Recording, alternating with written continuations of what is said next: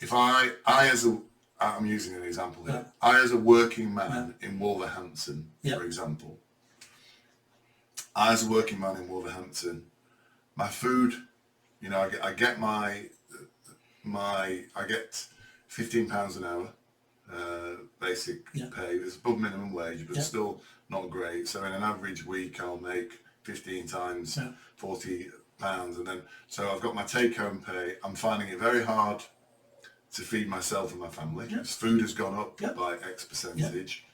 When my kid's sick, I can't get them into hospital. You know, I'll take my child to, I've got 3 young children, I'll take my child to the hospital A&E. We're not seen for 9 hours. And I haven't got the time. Ambulances can take days. Ambulance can take days. You phone up an ambulance now, they tell you, can you put that person in your car? That's what you're told now, because there's no ambulances. I'm white, I'm nearly middle-aged, and I'm being told on a daily basis I'm a racist, and you know that I'm worthless, and I've got I'm taken into courses at work to be told how shit I am, basically. My car is now being charged for the fact it's an old diesel car, because I can't afford a new car. So it's an old petrol car, not diesel car. I'm now getting, this isn't happening in Wolverhampton, but it is happening. And in addition to that, if I'm in a hurry, they've now reduced the zones to 20 miles an hour. They're going on about climate change to me and all that. I really don't give a stuff about that, because I'm trying to live. You know, I'm trying to live in this environment. My electricity bill's gone up, my gas bill's gone up as well. What can you do for? Can you? Who do I vote for to stop this insanity? Because life is incredibly hard. You know, there's even I'm now finding myself not in all those things happening as well, but I also can't speak my mind. When I go out in the pub, I've got to keep my voice down when I talk about certain subjects, because if I express an opinion... Well, our friend had the police phoned on in a pub in Trafford. That's right, correct. Rob, yes, he did. Police turned up. Someone didn't like your conversation about Trump and 9/11 and da-da-da. The police turned up. Police don't turn up to burglaries. And turn up to a conversation in a pub, a private conversation between friends, having a chat and a pint. So, So, and... not only do I have to keep my voice down in the pub because I can't talk about certain things, but when my house was burgled 2 weeks ago, nobody turned up. I've had no record, and I found out, looking at my local police statistics, that 98% of burglaries are unsolved in this area. The stabbings going on the streets. I'm afraid to let my kids out at night. You know, it's a horrendous picture you're painting. It's true. This is a horrendous picture, but this is real. It's true. I see this. So I'm that person. What do you do? What the hell do I do? Who do I vote for? Who's gonna? And I'm paying my tax, by the way. I'm paying my tax. It's probably 30 to 40% of my salary goes in tax, and I'm paying VAT. I'm paying my tax on my petrol. All that. So what the hell do I do? The advice to me, the first bit's bad news. There isn't any quick fixes. I'm done. There isn't any quick fixes. We need to understand the nature of the problem, and the problem is politics. Who runs politics? They're called politicians. What do politicians want? Politicians want votes. So we need to start thinking about, how do we get politicians to start wanting my vote? And what we need to do is, that gentleman in Wolverhampton needs to start off with his local council.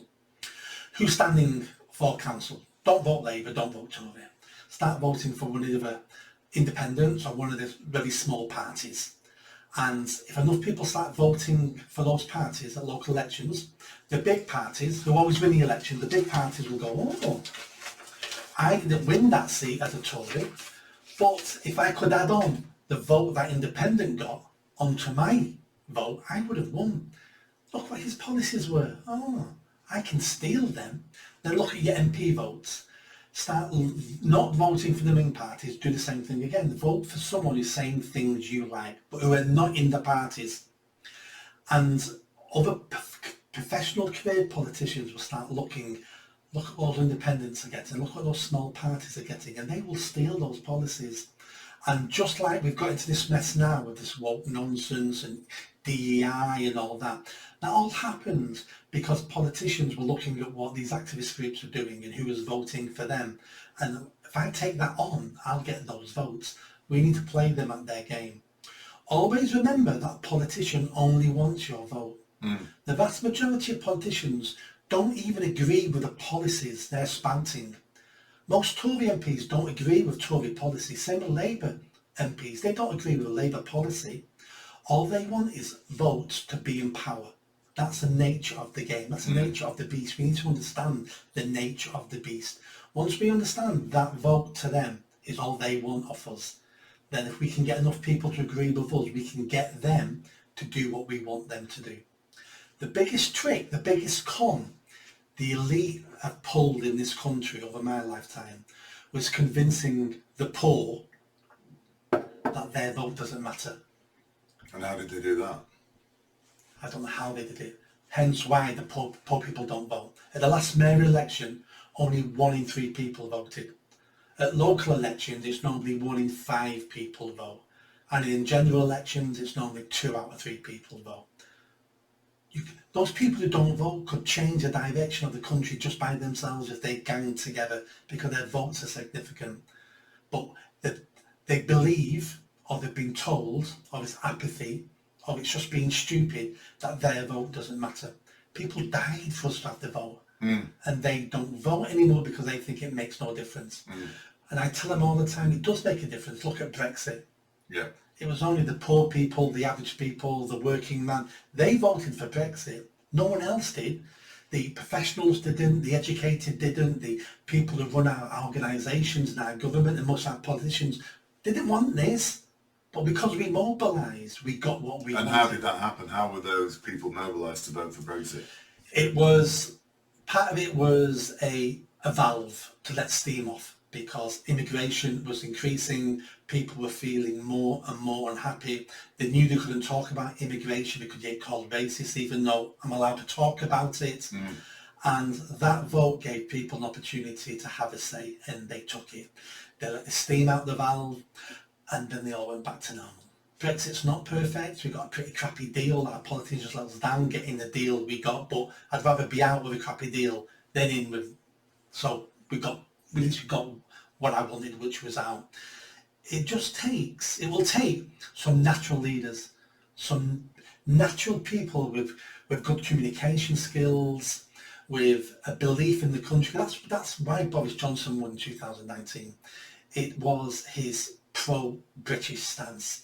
We're an amazing country. We're the only country in the world with the word great in its title, because we are great. We created the Industrial Revolution. We ran the biggest empire the world has ever known. We created the modern world. Look at the scientists who changed the world, they're nearly all British. Yeah. Look at the inventions, look at what we've done. Look at the laws that are around the world, and it's nearly all based on British English common law. Look at our colonies who now run the world, the Americas, Canada, New Zealand. Look at one of the most successful countries in the world, Singapore, Hong Kong, British colonies. So we've done, and we did some bad things, but we're human. We'll do good things, do bad things. But overall, this little tiny island has changed this world for the better, this planet for the better. And when the histories wrote about this world in a couple of thousand years, the #1 country mentioned will be the UK, will be Great Britain. And we need to talk about that more. We need to big ourselves up. We need to talk about the things we can do in the future, the inventions we're making now. Graphene was created, invented or discovered in Manchester. That's going to change the world. We still have some really intelligent people. And it's not because we're genetically more intelligent than other people in other countries and other races. It's because our country is set up like this. Our country is set up to value education. We had amazing universities. We had a way that people were given the opportunity to experiment, to do things you couldn't do in other countries, to push the boundaries, to push ideas, to talk about things that were heretical somewhere else where you'd get killed. And a lot of our ideas in this country turned out to be wrong and didn't get anywhere. But it's only until you allow people to push those boundaries, the one or two people discover something amazing to change the world, to benefit the world. And we need leaders who start talking about this. We need our education systems, our state schools, to be talking about history and understanding our history, where we came from, what we did to change the world. So British students are leaving school proud. You know, we're meeting Germans and holiday fighting over sunbeds, and we're going, well, that's fine, but what our scientists did, you know, how much better we are than you, in a jokey sort of way. But that creates competition, and we've lost all that now. The UK seems to be now an international hotel. All we are is somewhere to lay your head. Yes. And when we use hotels, we treat them quite poorly, because we pay for someone to clean up after us. We don't care the longevity of the hotel. We only stay once, twice. I don't care if this is in business in 4 years from now. We need to start treating the UK as a home. And when you live in a home, you respect it. And it's not just about you living in that home. It's the bricks and mortar. It's about your neighbours. It's about your community, because I'm here forever.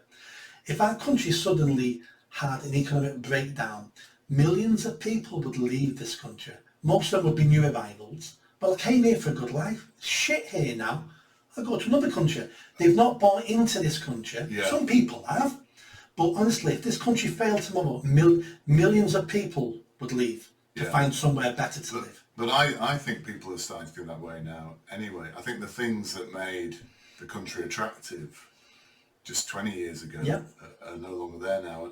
And I always say when we talk about this, you know, and this just may be an old fart talking, but when I think about the 80s and 90s, everything seemed possible then. And it seemed a very open, safe and a proud society. Part of that will be rose-tinted spectacles. Yeah, part of that is rose-tinted spectacles. But my son has a friend who, same age, he's mid to late 20s, who's gone to live in Dubai.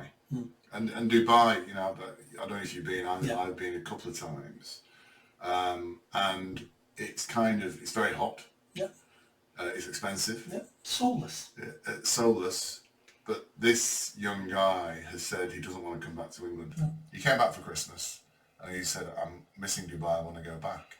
Because life there, even though it is soulless, the very things that are starting to weigh this character in Wolverhampton down don't exist there. You know, there's a good health service, there's low crime, you know, it's an egalitarian society apart from the actual native Dubai, you know, people, you know, are rewarded for working there basically, and it has a lot of the hallmarks. And it's a strange thing to hear that I'm saying that Dubai now has facets to it that are better than the UK. But I think a lot of people are seeing that now. They're actually saying, why am I staying here? I mean, I love England and I love Britain, and I can't ever envisage being somewhere else. But I do find myself, like the man in Wolverhampton, questioning what actually I'm getting here. Because I was in the car the other day, driving back with my wife, and I was ruminating, and I think you said in our last episode, you know, tax is legalised theft, and that's actually a common philosophical discussion, that the tax is theft thing. It's quite you know, it's really that I only started thinking about it a couple of years ago. But I was driving along and I just said, well, what do I get for my tax? For all the tax I pay? I think I just paid a big tax bill or something. I said, what do I get for the tax that I pay?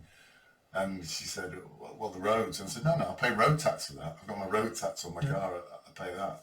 Well, National Health Service. And I said, well, you can't get treatment. You have to go private to get treatment. I saw how the NHS treated my wife's mother when she died during COVID.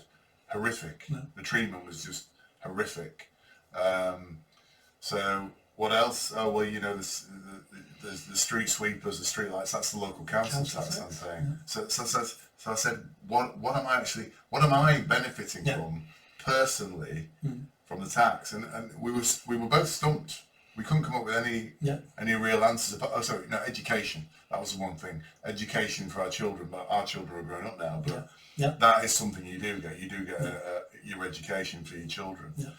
But other things would be law and order, so police, fire service, National Army. Yes, yeah. Law and order. But out of those things, you'd be going anything else. I've no idea. Yeah.